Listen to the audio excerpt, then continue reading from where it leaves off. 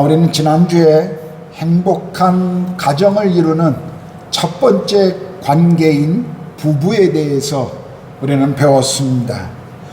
부부 관계를 설명하면서 그리스도와 이 교회와의 관계에 같은 동일한 원리가 그 안에 있음을 저는 나누었습니다.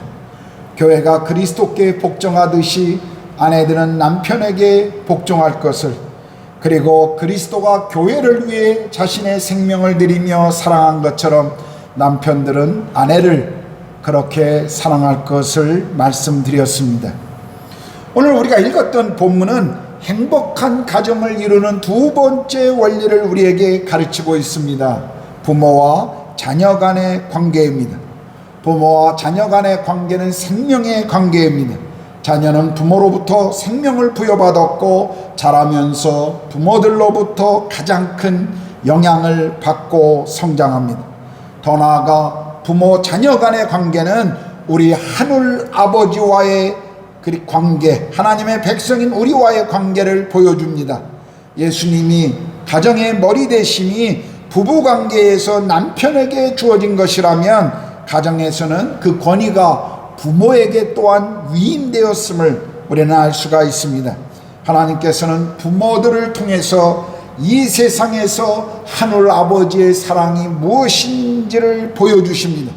저도 결혼한 이후에 자녀들을 낳고 양육하면서 부모의 마음을 이해하기 시작했고, 더 나아가서는 하늘 아버지의 그 마음과 사랑을 더 깊이 알게 되었습니다. 그러므로 부모와 자녀의 관계는 뗄래야 뗄 수 없는 관계이며 이 땅에서 행복한 가정을 이루기 원하는 모든 사람들이 마땅히 반드시 배워야 할 원리입니다. 자, 이제 부모와 자녀 관계에서 먼저 자녀에게 주신 말씀을 오늘 나누겠습니다. 1절에서 3절인데요. 자녀들아, 주 안에서 너희 부모에게 순종하라. 이것이 옳으니라. 내 아버지와 어머니를 공경하라. 이것은 약속이 있는 첫 계명이니 이로써 내가 잘되고 땅에서 장수하리라. 여기 자녀들이라는 것은 꼭 나이 어린 그런 어린 자녀들만을 말하는 것이 아니라 성인이 되었어도 모든 그 자녀들을 지금 포함하고 있는 것입니다. 오늘 성경은 자녀들에게 부모에게 순종하고 공경하라고 말씀하십니다. 순종하는 것이 부모의 말에 수동적으로 반응하는 태도라면, 공경한다라는 것은 능동적으로 부모에게 대하는 태도입니다. 어떤 분은 이 순종과 공경이라는 것을 이렇게 해석했습니다. 순종이 보다 정신적인 의미를 강조한 것이라면 공경은 실제적이며 물질적인 어떤 의미를 강조하는 단어다라고 설명합니다. 즉, 공경한다는 것은 말로만 하는 것이 아니라 눈에 보이는 무언가를 하는 것을 말합니다. 성경은 우리가 부모에게 순종하기를 원한다면 구체적인 어떤 행동으로 드러나야 할 공경을 나타나야 함을 지금 가르치고 계신 것입니다. 그렇다면 성경은 왜 자녀들에게 부모에게 순종해야 함을 가르치고 계십니까? 그 이유가 무엇일까요? 자녀들이 부모에게 순종해야 할 이유 첫 번째는 그것이 영적이기 때문에 그렇습니다. 순종은 하나님의 명령입니다. 이미 우리가 남편과 아내의 관계에서 살펴본 것처럼 순종은 하나님께서 주신 질서 안의 모습입니다. 골로새서 3장 20절은 자녀들아, 모든 일에 부모에게 순종하라. 이는 주 안에서 기쁘게 하는 것이다 라고 말씀하십니다.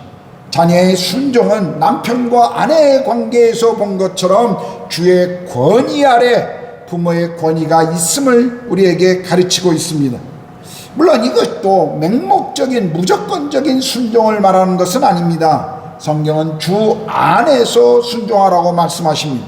그러므로 자녀들은 부모의 명령이나 부모의 가르침이 주님의 뜻에 위배되지 않는 한 부모에게 순종해야 함을 지금 말씀하고 있는 것입니다. 만일 아버지가 자녀에게 도둑질하라고 가르친다면 그것은 하나님의 법에 어긋나는 것이기 때문에 그런 것들은 우리가 순종하지 않아도 된다라고 지금 말하는 것이, 마땅히 그런 부분들은 거부해야 합니다. 왜냐하면 부모의 권위도 하나님의 권위 아래 있기 때문이죠. 그러므로 우리 그리스도인들은 특별히 부모의 그 권위에 순종하되 믿지 않는 부모들이 있다면 더 우리는 순종해야 할 것입니다. 여러 번 이미 말씀드렸습니다만 저는 저희 모든 가족과 친척들 중에 처음 제가 예수를 믿은 사람이었습니다. 그래서 종종 아버지가 저에게 하신 말씀 중에 하나는 저놈은 내가 죽으면 제사도 안 지낼 놈이라고 저에게 그렇게 타박하신 적이 있었습니다.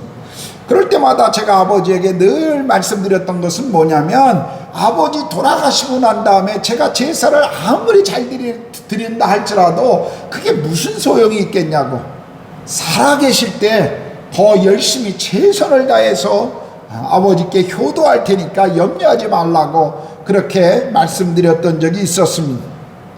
부모님께 이 순종한다는 것, 우리가 그것은 인간적인 도리일 뿐만 아니라 성경에서 예수께서 우리에게 보여주신 모본이기도 합니다.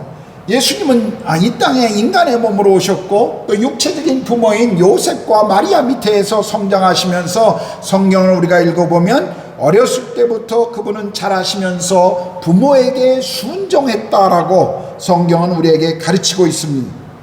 부모님께 순종하는 것은 하나님의 계명에 순종하는 것입니다. 성경은 자녀가 부모에게 순종하는 것이 약속 있는 첫 계명이다라고 지금 말씀하십니다. 우리가 일반적으로 십계명을 처음부터 네 번째까지는 하나님과의 관계를 말하고 있다면, 인간과 인간 사이의 그 관계를 말한 계명이 5번째부터 10번째입니다. 그런데 인간과의 관계에서 갖는 이 6번의 계명 중에 첫 번째가 부모에게 순종하라는 말씀입니다. 그러므로 이것은 하나님께서 명령하신 인간을 향한 첫 번째 계명이라는 것입니다. 하나님의 계명을 따라 부모에게 순종하는 것은 하나님께서 모든 권세를 가지고 계신 분이라는 것을 배우는 시작 단계인 것입니다. 그러므로 부모에게 순종한다, 이것은 또 다른 영적 생활의 기본 원리라는 것을 우리는 이 말씀을 통해서 배워야 합니다. 보이지 않는 하나님을 사랑하고 공경하는 것은 눈에 보이는 부모에 대한 사랑과 공경으로 나타나야 합니다. 그리스도인 부모 사랑과 공경은 단순히 인간의 도리를 넘어 이것은 하나님을 향한 우리 예배, 우리 신앙의 행동이라는 것을 우리는 알아야 합니다. 다시 말하면 부모에게 순종하는 것은 자녀들의 영적 성장에 아주 중요합니다. 어렸을 때부터 부모에게 순종을 배우지 못한 자녀들은 하나님께 순종하는 것을 배우기가 참 어렵습니다. 잠언 23장 25절에 보면 내 부모를 즐겁게 하며 너를 낳은 어미를 기쁘게 하라 라고 말씀하십니다. 부모에게 즐거움을 드리고 더 나아가서 어머니에게 기쁨을 주라고 했습니다. 부모를 기쁘게 하는 것이 효도하는 것입니다. 디모데전서 5장 4절에도 보면 만일 어떤 가부에게 자녀나 손자들이 있거든 그들로 먼저 자기 집에서 효를 행하여 부모에게 보답하기를 배우게 하라. 이것이 하나님 앞에 받으실 만한 것이니라 라고 말씀하십니다. 자녀이든 손자이든 손주이든 집에서 먼저 효도하는 것을 가르치라는 것입니다. 교회 나와서 우리가 신앙생활하고 섬기는 것도 중요하지만 그러나 하나님을 그리고 교회를 섬기는 것만큼 집에서 효도하는 것을 가르치고 배우는 것이 중요함을 지금 바울은 강조했습니다. 자, 이런 자녀들이 부모에게 순종하는 것이 첫 번째 이유가 영적인 것이라면 이제 두 번째 이유는 사회적 이유 때문입니다. 오늘 본문에 보면 이것이 옳으니라 라고 말씀하고 있죠. 자녀가 부모에게 순종하는 것은 자연법적인 윤리나 도덕적으로도 마땅한 일이다 라고 지금 말씀하시는 것입니다. 우리가 알고 있는 것처럼 어떤 사회든 어느 곳이든 자녀는 부모에게 순종하고 효도할 것을 가르치고 있습니다. 이것은 자연적이고 너무나 당연한 진리의 가르침인 것입니다. 그러나 오늘 성경에 보면 이 말씀은 단순히 인간의 도덕적 기준이나 본성의 근거에서 말한 것이 아니라 오늘 본문은 자녀가 부모를 주 안에서 순종하라고 말씀하시죠. 우리는 성경을 통해서 예수님께서 자라시면서 부모에게 순종하고 있었음을 우리는 압니다. 예수님도 성장하면서 하나님뿐만 아니라 사람에게도 사랑을 받으셨는데 거기에는 부모에게 순종함으로 그분이 하셨던 최선의 효를 우리는 이런 말씀들을 통해서 배울 수가 있습니다. 부모에게 순종함으로 하나님의 권세에 순종하는 것을 배우지 못한 자녀들은 사회적으로도 순종을 배우지 못합니다. 왜냐하면 권위에 순종하는 것을 배우지 못했기 때문에 그렇습니다. 제가 얼마 전에 앰비언스몰에 갔는데 한 가족이 한 아들을 이렇게 데리고 가는데 무슨 이유 때문인지 잘 모르겠습니다만 아마도 뭘 사달라고 했는데 부모가 아마 사주지 않은 것 같습니다. 이 아이가 그 앰비언스몰의 그 넓은 곳에서 소리를 지르면서 계속 큰 소리로 떠드는 것을 보았습니다. 그런데 그 어머니와 아버지조차도 그 아이를 통제하지 못하는 것을 보았습니다. 계속 달래고 이야기하지만 아이는 계속 부모의 말을 순종하지 않고 소리를 지르고 더 땡깡을 부리는 것을 제가 보았습니다. 우리 한국 부모들도 많이 그런 것을 봅니다. 특별히 요즘 아이들을 적게 낳다 보니까 또 아이들의 어떤 자긍심, 자존감을 키워준다는, 자신감을 키워준다는 이유 때문에 아이들을 통제하지 않는 그런 분위기들을 참 우리는 많이 보게 됩니다. 그런데 잘못된 자신감은 오히려 아이들의 인생에 나쁜 영향을 미칠 뿐만 아니라 사회적으로도 잘못된 인생을 살게 할 수밖에 없다는 것을 우리는 알아야 합니다. 아이들 자신들도 적당하고 그리고 정당한 통제를 통해서 더 마음의 안정감을 누린다고 하는 것을 우리는 그런 학문적인 어떤 통계를 통해서 또 아이들의 고백을 통해서도 또 알 수가 있습니다. 아이들은 통제를 싫어하는 것이 아닙니다. 정당한 통제는 아이들도 원하고 부모의 통제 아래 머물러 있는 것을 아이들도 행복해하고 안정감을 누린다고 하는 것이 오늘 그런 학문적인 가르침 속에서도 우리에게 이야기해주고 있습니다. 이런 이유에서도 자녀들은 부모에게 순종하는 것을 배워야 합니다. 근데 순종은 부모가 어떤 사람이냐에 따라 결정되는 것이 아니라는 것입니다. 부모는 우리의 부모이기 때문에 우리는 자녀된 도리로 마땅히 순종해야 한다는 것입니다.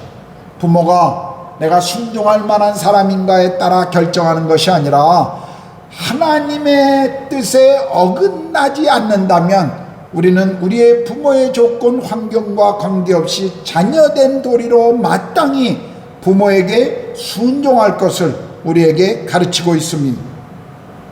자, 오늘 본문을 통해서 자녀가 부모에게 순종해야 할 세 번째 이유는 우리가 잘되고 장수하기 때문입니다. 우리의 유익이 있다는 것이죠. 부모와의 관계는 우리가 이 세상에 태어나서 처음 갖는 인간관계입니다. 이 처음 갖는 가장 친밀한 인간관계가 실패한다면 우리는 인생을 자라가면서 시간을 보내면서 우리 주변에 있는 모든 관계에서 우리는 깨어짐을, 비틀거림을 보게 될 것입니다. 따라서 부모와 성공적인 인간관계를 맺는 것은 다른 모든 인간관계에서 훌륭한 관계를 맺을 수 있는 근거가 된다는 것을 우리는 기억해야 합니다. 부모와의 관계를 그러므로 잘 맺어야 합니다. 성경은 우리가 부모님께 순종하고 공경할 때 그것이 우리를 장수하게 하는, 그리고 모든 것을 형통하게 하는 축복을 준다고 약속하십니다. 물론 이 말씀이 우리가 부모님께 순종하고 공경하면 100세 이상의 장수를 누릴 것이고 모든 것이 형통할 것이다라는 어떤 기계적인 약속을 우리에게 주는 것은 아닙니다. 그러나 일반적으로도 부모에게 순종하고 공경하는 사람들이 삶의 즐거움과 풍요로움을 더 누린다고 하는 통계를 우리는 볼 수가 있습니다. 예레미야 35장 5절에서 8절에 보면 레갑 족속이라고 하는 사람들에 대한 이야기가 소개되고 있는데요, 여기 이렇게 말씀하시죠. 내가 레갑 사람들의 후손들 앞에 포도주가 가득한 종지와 술잔을 놓고 마시라 권하매 그들이 이르되 우리는 포도주를 마시지 아니하겠노라. 레갑의 아들 우리 선조 요나답이 우리에게 명령하여 이르기를 너희와 너희 자손은 영원히 포도주를 마시지 말며 너희가 집도 짓지 말며 파종도 하지 말며 포도원을 소유하지도 말고 너희는 평생 동안 장막에 살아라. 그리하면 너희가 머물러 사는 땅에서 너희의 생명이 길리라 하였으므로 우리가 레갑의 아들 우리 선조 요나답이 우리에게 명령한 모든 말을 순종하여 우리와 우리 아내와 자녀가 평생 동안 포도주를 마시지 아니하며. 이 말씀이 무엇입니까? 레갑의 후손들에게 포도주를 마시라고 하는 요청이 들어왔을 때 그 후손들이 포도주를 마시지 않겠다라고 지금 응답하는데, 그 이유가 우리 선조 중에 요나답이 후손들에게 그렇게 말씀했기 때문에 우리는 그 말씀을 따라 순종한다 라고 지금 고백한 것입니다. 그런데 그들의 삶이 어떻게 되었는지 예레미야 35장 18절에서 19절은 이렇게 말합니다. 예레미야가 레갑 자손의 가문에게 이르되 만군의 여호와 이스라엘의 하나님께서 이와 같이 말씀하시기를 너희가 너희 선조 요나답의 명령을 순종하여 그의 모든 기율을 지키며 그가 너희에게 명령한 것을 행하였도다. 그러므로 만군의 여호와 이스라엘의 하나님께서 이와 같이 말씀하시느니라. 레갑의 아들 요나답에게서 내 앞에 설 사람이 영원히 끊어지지 아니하리라 하시니라. 성경은 선조들의 말에 순종하고 살아가는 이 후손들이 잘되며 그리고 그들의 삶이 축복을 받으며 그리고 그들의 삶이 여호와 하나님 앞에 아름다운 삶을 살게 될 것이라고 약속하고 있는 것입니다. 모든 자녀들은 부모에게 순종해야 합니다. 순종은 자녀들의 삶의 축복과 관계가 있습니다. 부부 관계에 있어서 사랑의 관계가 하나님의 은혜가 흘러가는 통로라면 부모 자녀와의 관계에서의 순종은 하나님의 축복이 후손들에게 전달되는 통로라는 사실입니다. 신명기 5장 16절 말씀에도 너는 내 하나님 여호와께서 명령한 대로 내 부모를 공경하라. 그리하면 내 하나님 여호와가 내게 준 땅에서 내 생명이 길고 복을 누리리라. 장수하면 이런 축복을 받는다고 약속하셨습니다. 장수하고 이런 축복을 받는다고 약속하셨습니다. 그럼 우리의 인생은 심은 대로 걷고 행한 대로 받게 됩니다. 효도를 심으면 효도를 거둡니다. 불효를 심으면 불효를 거둘 수밖에 없죠. 내가 부모님께 잘하면 자녀들도 그것을 보고 부모를 잘 공경합니다. 그러나 내가 부모에게 불효하고 무심하면 자녀들도 나에게 늙은 우리에게 무심할 수밖에 없다라는 것을 우리는 알아야 합니다.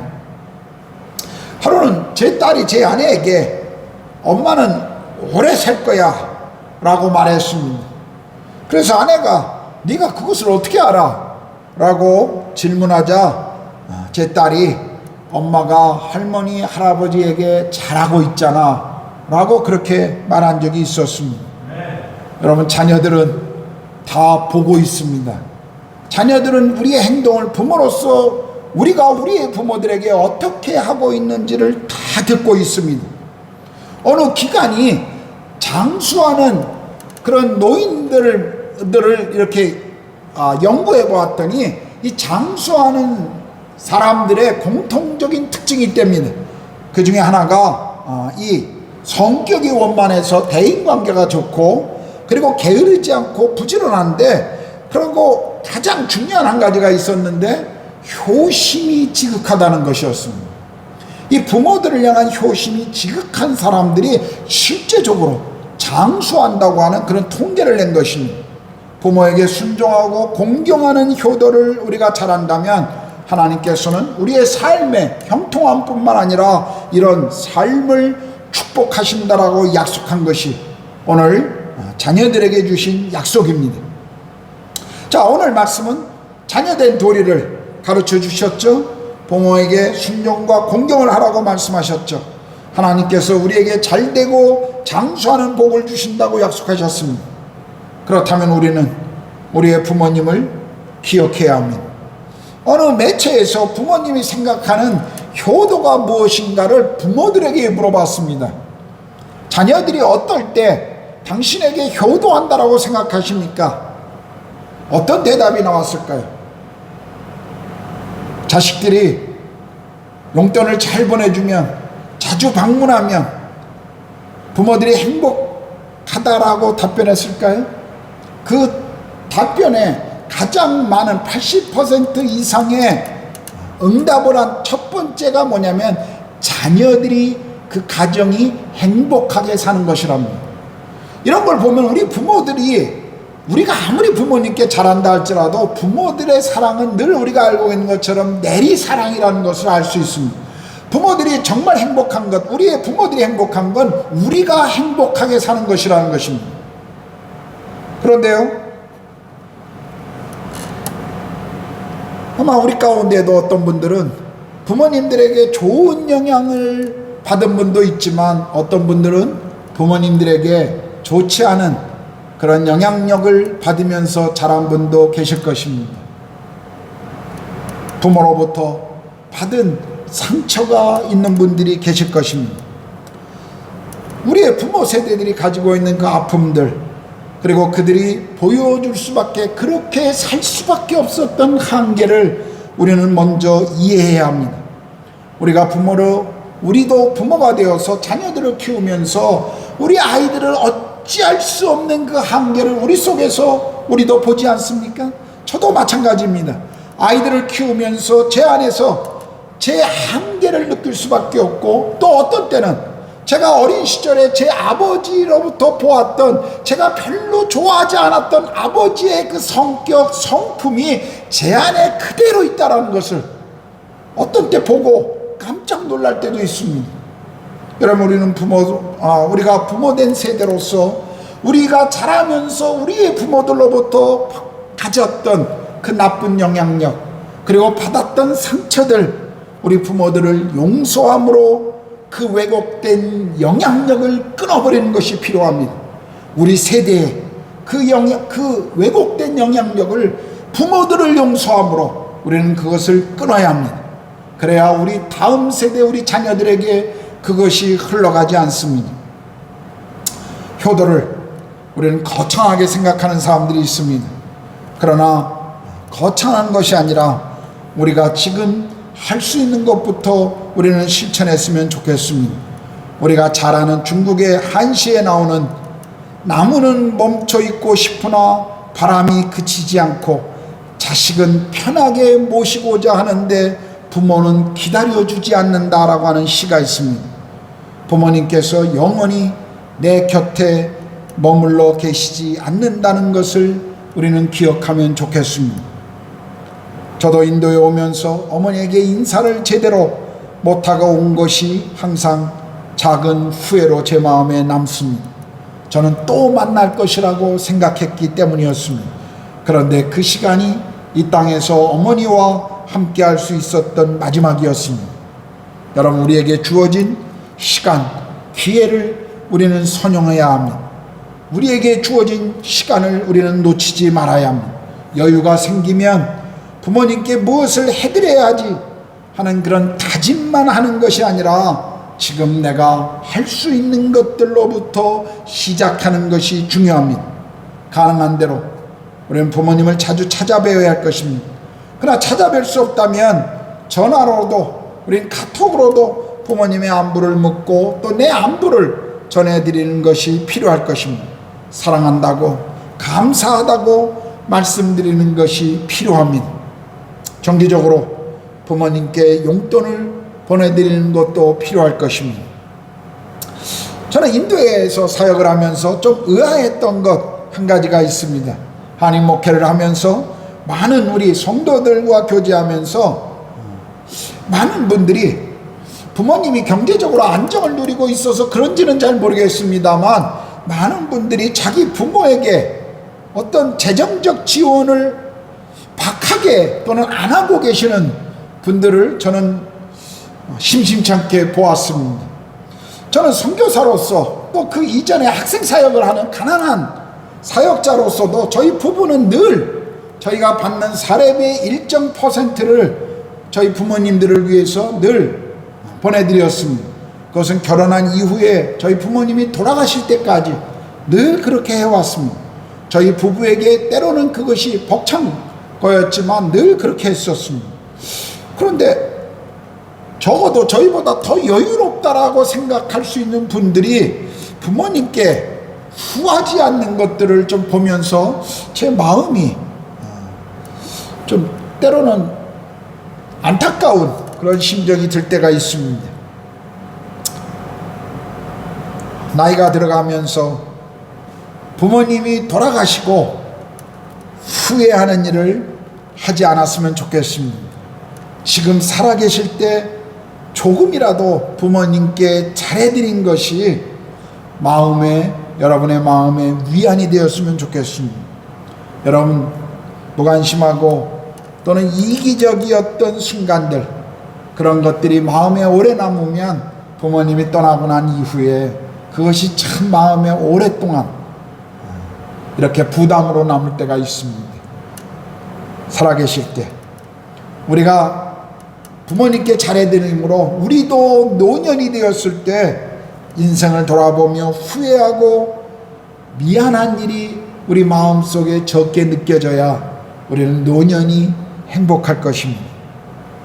그때 부모님들에게 내가 그래도 최선을 다해서 잘했다라고 하는 그런 일들이 많을수록 우리의 노년의 삶이 더 행복할 것입니다. 우리 아이들이 또 우리를 더 큰 기쁨으로 만나줄 것입니다. 지금 부모님께 우리가 할 수 있는 가장 좋은 것을 해야 합니다. 부모님께 무언가 더 해드릴 수 있는 것, 그것이 곧 내게 하는 것이라고 생각하고 우리는 최선을 다해 부모님을 섬겨야 할 것입니다. 오늘 말씀인 자녀들아 주 안에서 너희 부모에게 순종하라, 이것이 옳으니라. 내 아버지와 어머니를 공경하라, 이것은 약속에 있는 첫 계명이니 이로써 내가 잘되고 땅에서 장수하리라고 하는 이 말씀을 마음에 늘 새기시고 계속 실천하기를 원합니다. 이 말씀은 참으로 우리 노년의 행복과 평안을 위해서 하나님께서 주신 명령입니다. 그러므로 이 말씀을 그대로 믿으시고 이 약속을 붙잡고 더욱 부모님께 효도하며 부모님을 잘 섬기는 자녀들이 되시기를 축복합니다. 기도하겠습니다.